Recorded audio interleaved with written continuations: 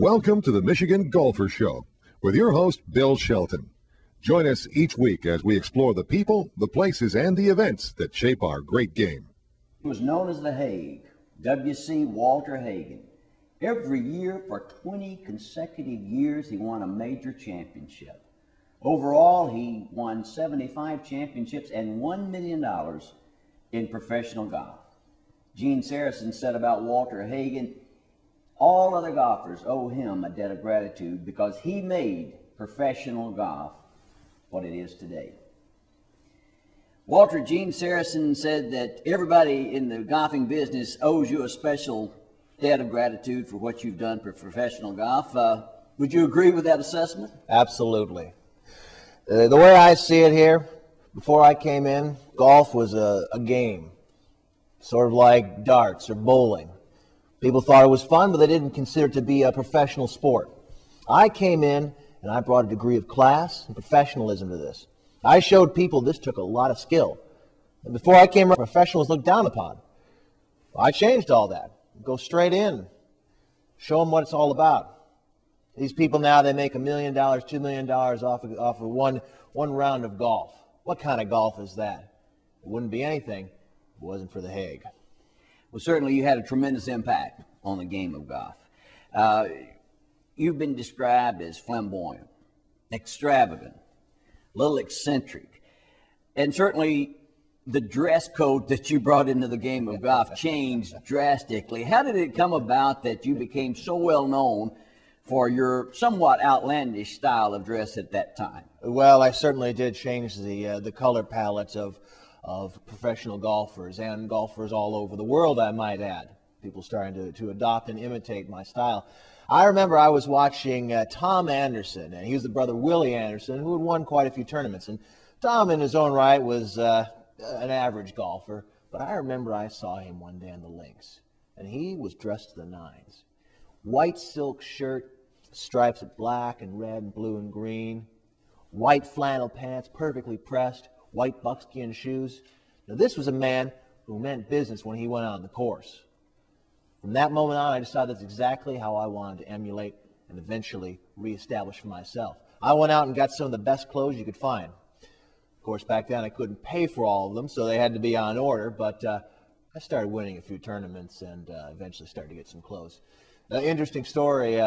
Eventually I started getting my flannel pants pressed, and it cost about $6 a pant. But when I was in Florida, I found a place that would sell them for $5.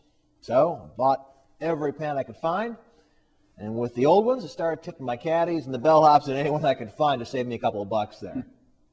Well, you not only liked the extravagant clothes, but you were crazy about cars. By your own admission, you said, I love cars.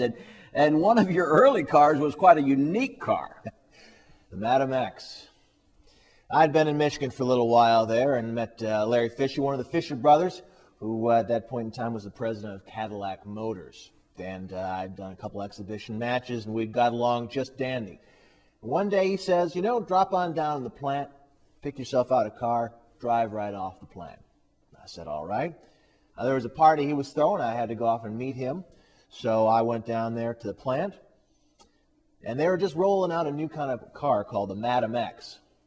And right there, it's the first car in the line, and I said, I want that car. And they looked at me and said, but this is Mr. Fisher's car. And they even pointed to the initials on his door. I said, that's fine. You can take those right off and put mine on there. So I show up to the party in this beautiful Madam X, and Larry comes out and he says, that's my car. Well, it was. I pointed to the new initials down there, my car now. He said any car off the lot. Legends beckon me to follow in their steps through historic stands of towering pines, among shimmering banks of heather. Visit www.michigan.org for information about Michigan golf packages and courses. Legends beckon me to play forever, and I follow them to Michigan. Gene Sarazen was a good friend, is a good friend, and at the same time a fierce competitor. You two played a lot of heads-up matches and played together. Tell us what you remember about Gene. Well, Gene was a great competitor and a good guy overall. We tipped a few back in our day and had more our fair share of fun, both on the course and after. But probably the best shot that Gene's known for is the second Masters, Augusta National. And he and I were playing. We were playing together, and we were coming to the last round, and Craig Wood was in the lead. But Gene wasn't going to be satisfied with that. He was 2 strokes back, and he wanted to win this.